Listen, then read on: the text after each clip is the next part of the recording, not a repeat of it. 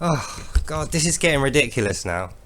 There's nothing to watch. There's literally nothing to watch at all. Nobody can talk for some reason. Are we all terrified of woke? We're not willing to make content anymore. Even the people that making content about news and politics, like me, like I'd rather be talking about something else right now. I'd rather be talking about gaming or sport or anything else apart from international politics.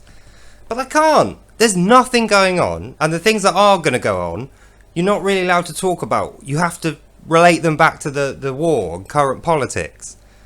Like, come on, guys, we can't go on like this, can we? It's ridiculous. It's boring. It's so dull. I mean, do we really want to spend the rest of our lives talking about this? Look, it's simple, okay?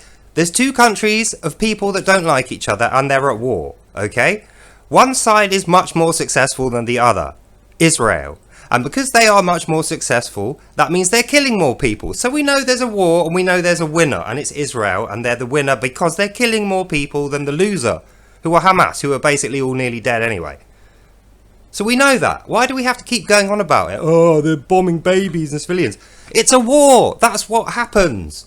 When you start hearing bombs, you can either run to cover, which is what most normal, sane, good people would do. Even in a war, you can still be good.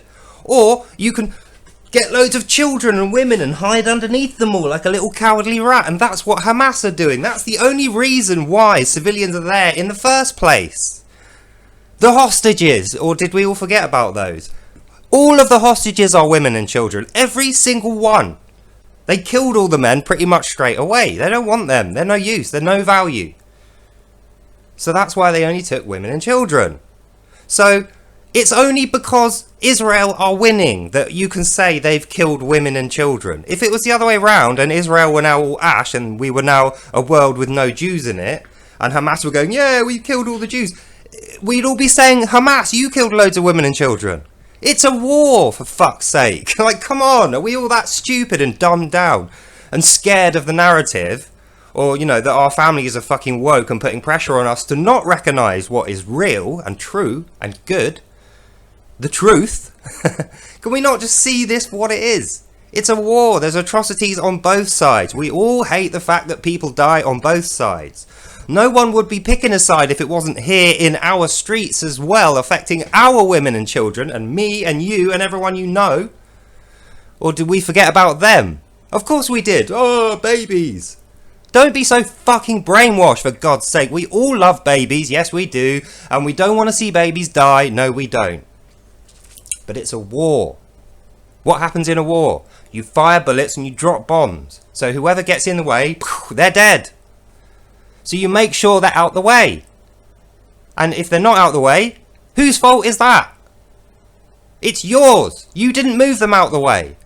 It's not anything to do with the pilot or the person sitting at home who goes, oh, I want that to happen. Or like me, who doesn't want any of it to happen and just has to watch people fighting and arguing in the streets here when they've got no skin in the game, and then think about it happening over there.